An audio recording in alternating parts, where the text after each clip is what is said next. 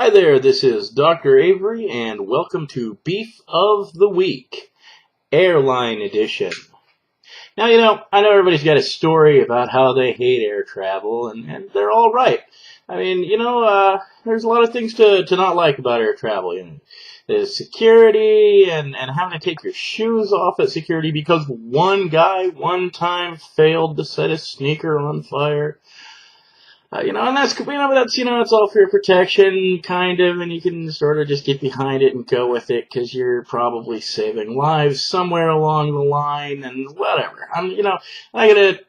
There's a lot of things though, dealing with the ticketing counter, having to purchase the flight. There's so many different things. The restaurants that they have on the other side of security that you can never get a consistent restaurant type experience, except that most of the time it's gonna suck. Things that you could be pissed about. The San Jose airport, easily the worst airport in the United States. And I've been to Detroit's airport, so I know what I'm talking about here.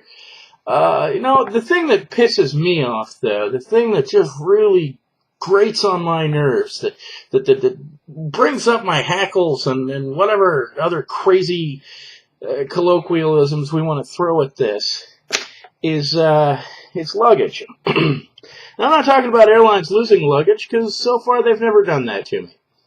Oh, they've mistreated it, they've thrown it badly, they've broken stuff, but they've never actually lost my luggage. So that's cool, and, I just sort of, adapted to that by, I don't, bring anything along with me that I actually can't stand to lose. But that's not even the part that bugs me, I think they do a great job with the luggage, and overwhelmingly, everybody gets there on time with their luggage. I've never, ever once, ever had a problem with luggage, or even heard from a person who had a problem with their luggage. No, the problem I have is carry-on luggage. And what I don't understand,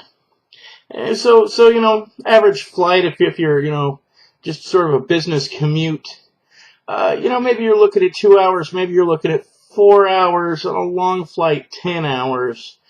But the flights that I'm talking about here, specifically these 2-hour commuter flights from, say, Portland to San Jose or Los Angeles or whatever, 2 to 4 hours.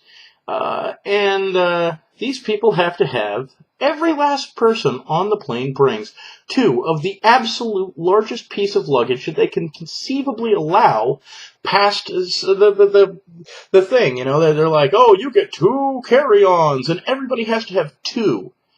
Like, they're perfectly the maximum allowed size, and sometimes a little bigger, because, there's a fudge factor there. And I'm thinking, what in the world do you need with that much shit on the air? Put it under the airplane, man! That's all I'm asking. Look, and the reason it pisses me off, is because when you finally land, you get on the ground, and you're glad to be there.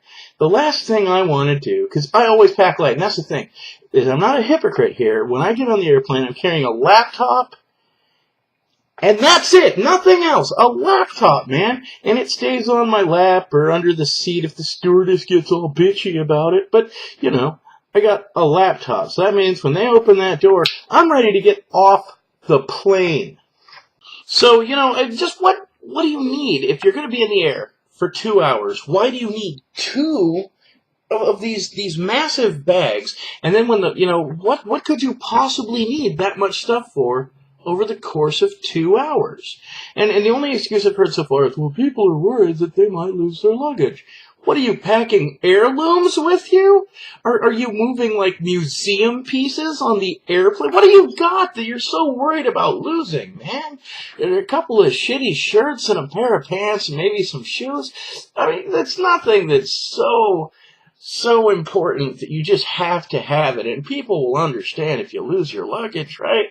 Right. I mean, that so much so, because here's the thing. You hit the ground and then everybody spends 10 fucking minutes looking for their 2 pieces of luggage that they brought on the plane. And the whole time, they don't even get into it. Why are you even bringing it on the plane, man? You could be off the plane 10 minutes earlier if you just don't bring the extra shit.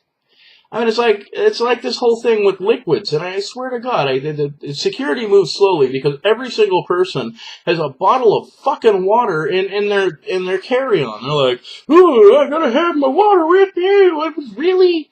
They're gonna serve you drinks 2 or 3 times on the flight. Hell, you hit that button, they'll give you as many drinks as you want. They got you covered. It's not like you get to the other side of security and they don't have like a whole food court full of beverages for you.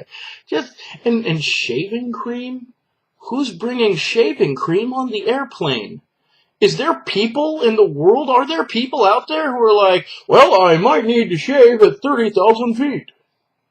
Really? Really? Is this something that I just don't understand it, And all I want is that when the plane lands, look, if you don't have your luggage in your hand, if you don't have your carry-on, it's a carry-on instead of as a massive fucking suitcase, gorilla luggage, then just sit down and wait for people who didn't overload the luggage to get off the plane. Just get out of my fucking way, and that's all I'm asking. Even if you bring 2 pieces of luggage, you need to grab your shit once the plane is on the ground. Have your shit ready to go, and when the door opens, get the fuck out the door. Don't be standing there chatting with the other people who are on the plane. There's only one way out. They'll meet up with you in the lobby. Get the fuck out of the plane and get the fuck out of my way, man. Because look, if there's one place I don't want to be after I've hit the ground, it's in an airplane. I don't even want to be in an airplane when I'm in the air, though it beats the alternative. So I guess that's the beef of the week. Have a good one. Until next time.